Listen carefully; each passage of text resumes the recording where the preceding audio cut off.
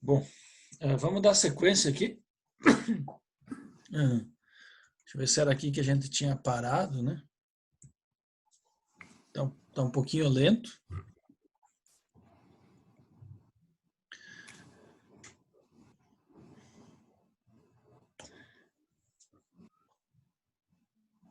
Acho que essa parte que a gente já tinha visto.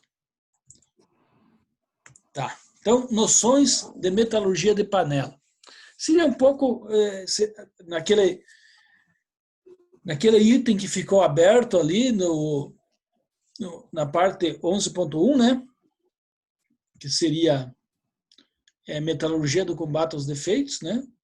Que seria aquela parte mais óbvia, digamos assim. E a segunda parte seria aplicar um pouco de conhecimento de metalurgia no combate aos defeitos. Então, introdução, termodinâmica versus cinética química. Como eu falei, isso aqui é um pouco mais maçante, por ser muito teórico, né? Mas a gente tem que dar uma lida, pelo menos. Então, uma equação química só das relações quantitativas entre os reagentes. Na verdade, a coisa é bem mais complexa. Por exemplo, equação 11.1 não nos informa que 2 ferro mais 3,5 de O2 é igual a óxido de ferro, F2O3. Esse processo se dá por difusão do oxigênio pela superfície do ferro. O processo demanda estabelecimento de reações predominantes iônicas. Deve haver difusão dos átomos de ferro de oxigênio por 3 camadas superpostas de FO, F3O4 e F2O3. A equação 11.1 nada nos informa a respeito da cinética da reação, ou seja, a velocidade com que a reação química se processará. A velocidade da reação é medida por K é igual a vezes E menos Q sobre RT, onde K é a constante cinética adimensional. Quanto maior o valor de K, maior a velocidade da reação. A constante de proporcionalidade, Q, energia de ativação da reação em joules por mol, e R, constante universal dos gases em joule por mol vezes Kelvin. T, a temperatura absoluta em Kelvin.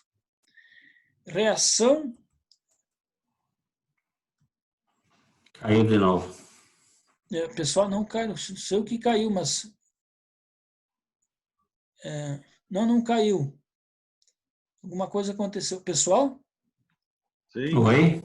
Não caiu. Não chegou a cair. Ele saiu fora do modo apresentação, não sei porquê. Mas não Agora caiu. sim. Voltou. Tá, beleza. Então, como eu falei, isso aqui é mais para ter o conhecimento. Tá, aqui então, velocidade da reação. Enfim. Há reações que dependem da razão. Na verdade, eu fui sair aqui. Em reações que dependem da difusão, a velocidade pode ser controlada pela lei de Fick. Lembra lá de transferência de massa, né?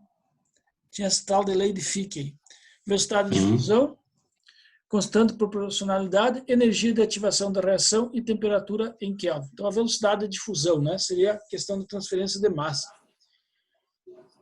Processos de elevada energia de ativação são influenciados pela temperatura. De fato, a lei de Gibbs-Helmut, citada por Silveira, né, em 1980b, mostra que então, a integral de K1 sobre K2 do logaritmo natural de K é igual à variação da entalpia dividido pela constante universal dos gases, que multiplica, seria a derivada da temperatura em relação à temperatura. Não me pergunte muito sobre essas equações aí, porque aí é forçar um pouquinho.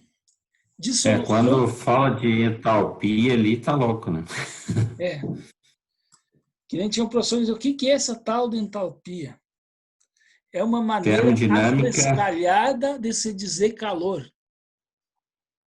Quem é que sabe o que é entalpia?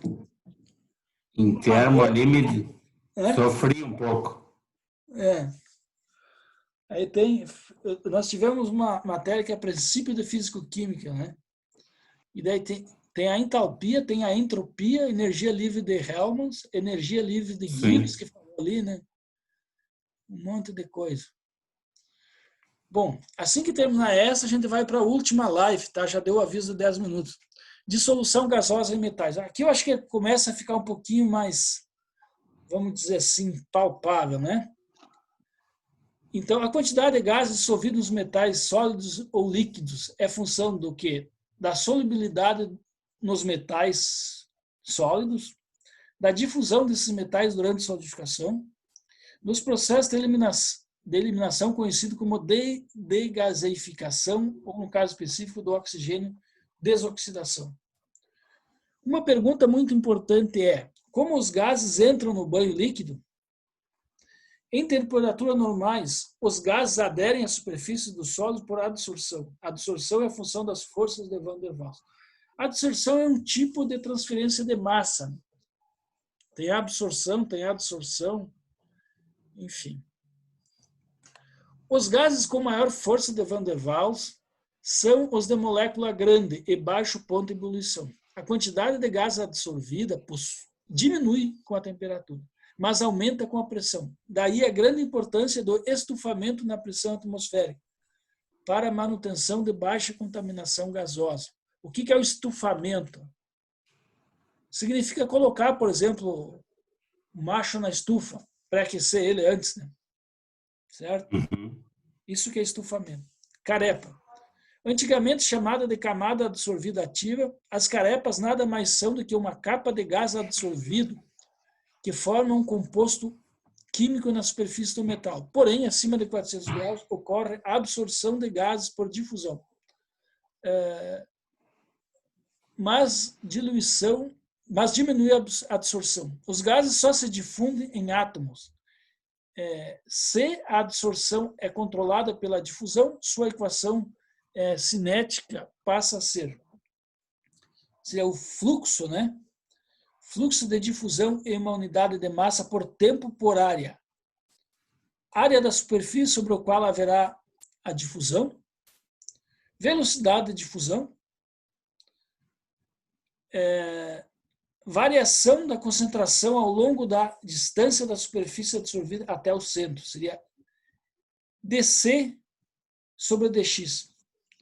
Seria derivada da concentração em relação à distância, né, ao espaço. Como que varia eu me distanciando da camada, por exemplo, lá de carepa, por exemplo. Lembrando que D é dado pela equação 11.3. Só para onde é que está essa equação 11.3? 11.1.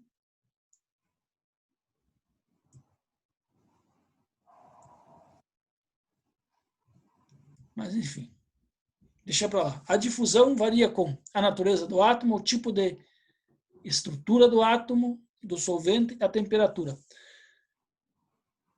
Falando de difusão, então varia segundo a natureza do átomo dissoluto, porque quanto menor o átomo, mais rápido ele se difunde e maior o coeficiente de difusão de 0 e D. Varia com a natureza do átomo solvente por questões ligadas a ligações interatômicas, questões relacionadas aos interstícios. Por exemplo, solvente CCC difunde sempre com maior velocidade, porque tem maior espaço intersticial.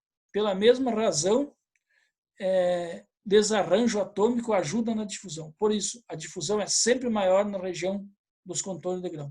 O que é esse CCC? CCC. É um tipo de estrutura cristalina, né? Certo? É cúbico de... Como é que é? Corpo centrado. É cúbico de corpo central. É tipo assim, um átomo, como que eles, né? É como é que eu vou dizer? Que nem a questão dos alótropos, né? Mesmo número mesmo número atômico, né? Mesmo número de massa, porém então fisicamente dispostos, né? De forma diferente. Por exemplo, o mesmo carbono pode ser grafite ou diamante, dependendo da estrutura dele, né? Uma maneira mais ou menos de falar o que significa isso, né? A difusão é beneficiada com o aumento da temperatura, porque aumentando-se a temperatura, aumenta-se a probabilidade do átomo ter energia térmica necessária para o salto e também se aumenta o número de lacunas. Assim, o hidrogênio é o gás de menor raio atômico, portanto, é mais absorvível no ferro sólido e dissolvível no metal líquido. Sabe que o hidrogênio ele é perigoso se ele ficar aprisionado dentro da peça, né? Porque ele depois vai começar a sair e nessa fuga dele ele pode causar trinca depois, certo? Isso é um problema que também acontece na solda. Assim, o hidrogênio é o gás de menor raio atômico, portanto, mais absorvível no ferro sólido e dissolvível no metal líquido. Termodinâmica da dissolução do hidrogênio. Então, a água, né? Então, aí a importância de retirar a água, se transforma em 2 átomos de hidrogênio mais meio de oxigênio. Isso, na verdade, tem que acontecer em dupla, né? Tem que ser 4 de hidrogênio e 1 de oxigênio. É a maneira com que a água se dissocia, né? Por isso que, de vez em quando, dentro dos fornos, acontece uma explosão, né?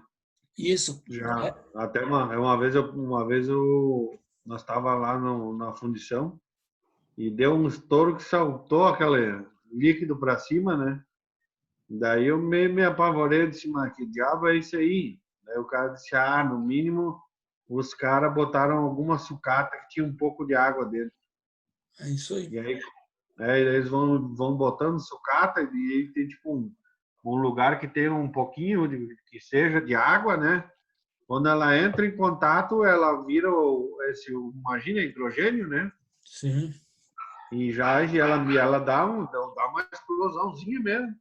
Sim, porque dissocia, né? Ele quebra o átomo. Quebra a molécula, né? Isso.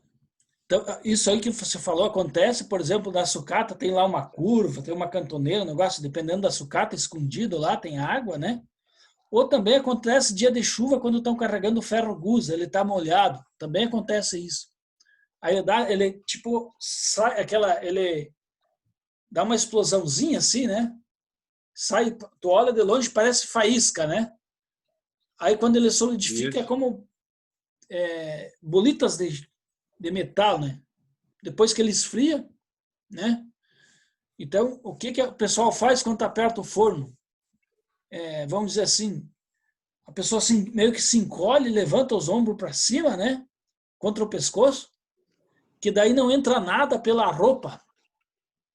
Aí se ele cai em ti, não tem problema nenhum, porque ele quica, né, e cai no chão. O problema é quando ele entra para dentro da roupa, né? Aí ele vai Nossa. esfriar em contato com a pele da pessoa, né? Então é Deus me técnica se livre. encolher para que não entre pela gola, assim, né? Pelo colarinho da roupa. E outra coisa também, em cima do forno lá, né, onde tinha o telhado, era vários furos, assim, tinha vários furos, assim. Ah, E sim. o cara falou que é dessas coisas aí. Ela salta para cima, né? Imagina, aquilo ali fura com certeza, né? É aquele zinco. Bom, pessoal, nós estamos no último minuto, tá? Vai dar uns minutinhos aí, porque foi bem curta essa live, né?